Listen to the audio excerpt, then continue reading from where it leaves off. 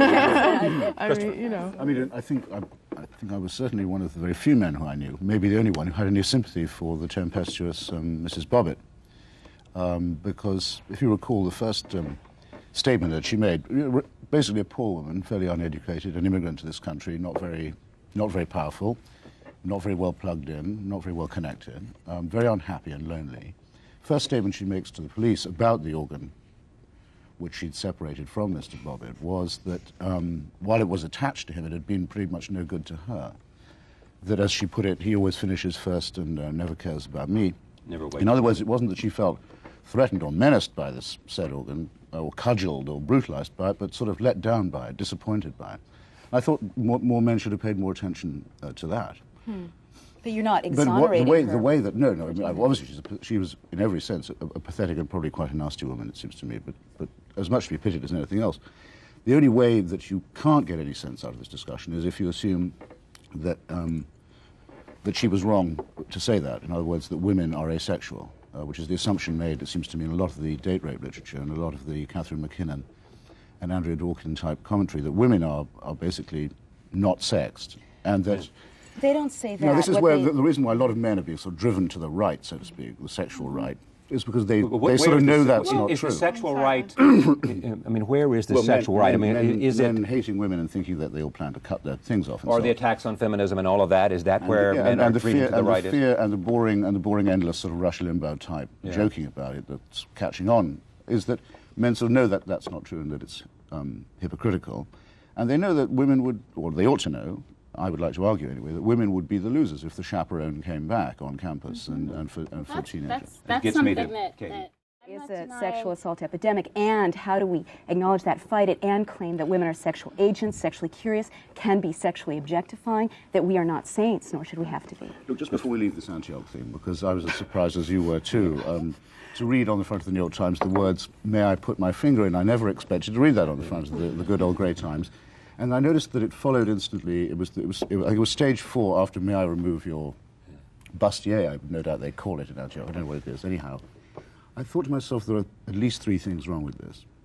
One is, from the male point of view, it's insulting because you have to do all the work on this assumption. From the female point of view, I think it's insulting because it means the men also have to do all the talking. And third, and let's see if we can say this on the air or not, it seemed to me that it had, and not accidentally, it had abolished the clitoris. Right. There was no. Say it again. It was. Let me put it like this then: the clitoris had been elided in this. Now I can't believe that that's an accident, because if you mention that, you mention that women are, in some sense, keenly motivated for sex themselves, and that's the thing I think Antioch is as reluctant to face as the perhaps whoever is the sub-editor. Let me just say a couple of things. Go ahead, Katie. Against a straw man that is not me. I mean, I'm not saying that. Can I say a word in defense of Katie Roifer? Yes, because it seems to me, well, I'm not trying to be gallant, believe me. Gallantry becomes you, Christopher. I'm getting on, you see, a bit. And indeed, my decade was, as must be only too painfully obvious, the 60s, when feminism began. And I remember being present at some of it. It didn't begin in the 60s. It began about 1790. I perfectly well. I know even Mary Wollstonecraft. Oh, good. Yes, I know that. But for people around this table, I think it could be said that's when it began. Yeah. So you'll allow my please. Your point is yes. What I remember was violently resisting, all of us, different ways, the idea that the university could be in loco parentis, as it wanted to call it. So the university would play the role of your parents. And if you had a beef against another student of any kind, it was considered kind of babyish to want to go to the dean the entire time and complain about your feelings. But now it seems to me that not just on sexual matters, but on quite a lot of other things lumped under the heading of correctitude, everyone in the university seems to want to have more authority over themselves, to have more complaints procedures, to have more therapy and more litigation. And I would say, for heaven's sake, there's enough of all that in the wider society as it is. And you can't justify this by reference to microorganisms, I'm sorry to say. It's not viruses that are making people behave this way. It's a regression to infantilism that's going on. And I think it's a real shame. Crying shame. So morally, I thought she made that point excellently in her book. No, I think you can be much more affirmative than that, Tad, if I may say so. I mean, I don't think I know any guy worthy of the name, so to speak, who hasn't at one time or another in his life said to another guy, you heard the lady, leave her alone. Shut up. Move on, you know. I mean, that's part of what it it is to be a man, is to be able to do that. And therefore, I think, and by the way, can I mention a piece I've written, since everyone else is plugging their stuff? Go ahead. I've got a piece coming up soon about the work of a feminist author who isn't here, but who I admire very much, called Elizabeth Fox Genovese. Yes. And she's reviewed you, in fact, hasn't she? I think so. Now, she says one of the reasons why so many women are not describing themselves as feminists these days is because it's not relevant to them, because the struggle for existence for women at the moment is quite grim, and it's usually centered on the very important fact of bringing up children. And not only can you not get hold of a kid without a man, but you have a very hard time bringing one up without a guy. And many of these women, I think, of the working class, if I can use another phrase that's hardly ever heard on TV, like clitoris and penis and so on. Working class? Working class. They often hear that. They think of feminism as something that maybe is bad-mouthing their brothers and their husbands and their fathers and other hard-working guys who they know and quite like. This is another complaint also. With men sitting around in the woods barking at the moon and beating their chests in sweat lodges. But and that's not understood why. But just wait a few seconds. That's the next thing that's going to happen. What? Well, we've been waiting for a men's movement for a long time. The infantilizing I was talking about is going to happen. Men will say, well, if women can go to the dean if they feel they've been felt up or whatever, I'm going to start complaining too. Everyone's going to start being a victim. We have the Menendez men will brothers. want a share in the victimhood business. It will be unstoppable and completely negative. I do think very boring. Does the victim business, is that what, I mean, this is about... sense of both the angelic and the demonic in human nature and female nature as well. I don't find it as easy to speak as if I was a category as you do, and I can't say we. Which category are you in? But I'm obviously in the category of straight white male person. Right. It's when people start talking about power, about the power that this gives me, that I begin to wonder if slightly too much of a compliment isn't being paid. Rather as when some women talk about the penis as a sort of mighty engine or cruise missile or something, you think, well, I wonder where they get this idea.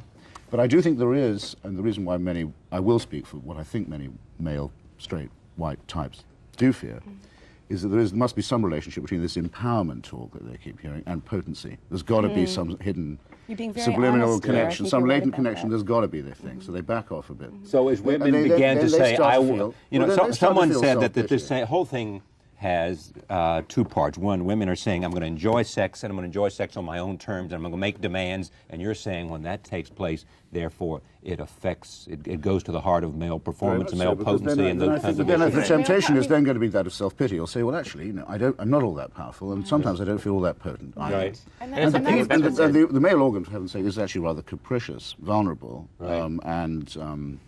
So this is why it's especially... I'm losing my thread here. Wait, stop. Why are you both are sort of relishing and reveling in the fact that he's talking about male performance and male potency? Male vulnerability. And male vulnerability. Women also want this organ to be in good shape, is what I'm saying. Because without testosterone, I'm sorry to say, none of us could be here. Oh, well, that's very Pogli-esque. I mean, I don't think that, male testosterone has... I don't find that any great insult, actually. But I mean, if she... I do think you don't have to be Camille Paglia or indeed me to say it's a truism. I'm making an animal rights point, basically. I mean, we are an animal species. Right. We are programmed to reproduce. Men particularly are programmed to inseminate. They can't, so to speak, help it. That's just as well, really, because without testosterone and erections and other things of the sort, none of us would be here. Now, I think that, rather as you pulled me up by saying there was feminism before the 60s, I'm quite ready to acknowledge, I think that point was understood before Camille Paglia. Well, but Wouldn't you agree to that? An assault on their maleness and manhood. And that's where we need to go. And if that's true, then we ought not have this conflict that you talk about, this rage that's setting in. There will be conflict, but it need not be a war. In other words, nature is dialectical, right? And if you marry a man and a woman, you don't get a synthesis of male and femaleness. You get either a boy or a girl. Right. I think you were going to say something about power and balance. Well, I'll come right back to it. Let me first. Sorry, but finish your point. I'll come right back to it and then. I'm happy to yield, but I was merely going to say that what I said about Elizabeth Fox Genovese's point about all the men that there have to be in a woman's life, apart from sexually, and the number of masculine roles that men can play for women, holds true conversely. I mean, men have platonic girlfriends who they like, they have mothers, they have sisters, daughters even, things like that. Their relationship with women is always going to be extremely complicated, but you can't reduce it to a conflict of interest. See, I think objectification is an absolutely stupid word, and I'm fed up with it. I think it's being overused like empowerment. When I look at that picture, if you want to hold it up again, I don't regard Miss Crawford. What I see there is not just a sexual object, though undoubtedly she is an object. Everyone else is an object to everyone else. Yeah. But I also see a subject. I mean, she's a great subject. Sex is a great subject. Right.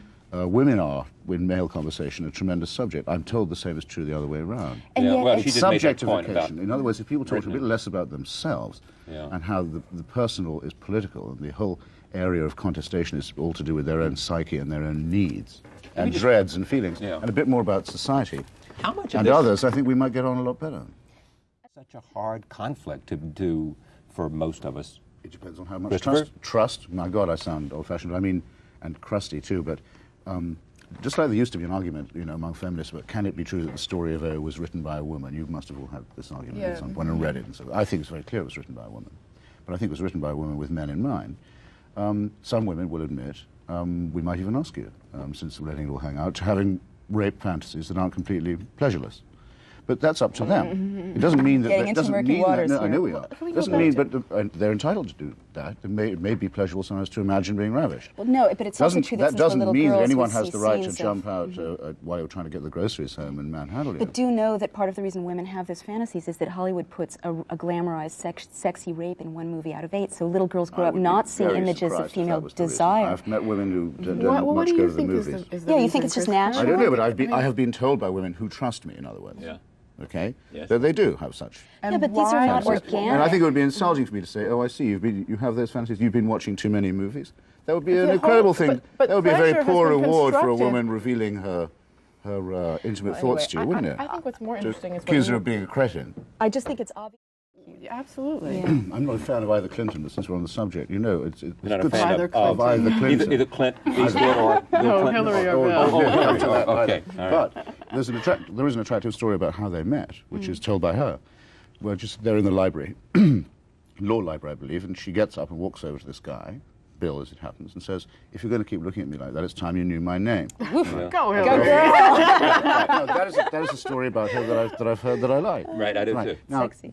when you think of what you know is what is now going on in the libraries and campuses of this country, where men and women are sort of sitting on opposite sides of the thing, looking at each other in sort of juvenile fear. I'm glad to hear it. There's a very important counterpoint to that, which offends a lot of civil libertarians of all genders, which is not the redefinition of rape, the redefinition of evidence, and the idea also that you can be accused by someone whose name you don't know. Right, that's problematic. I think that the anonymity of the one, always corresponds to the proclamation of the other. You can be accused by an anonymous person. That's against the law. It's against the Constitution, too.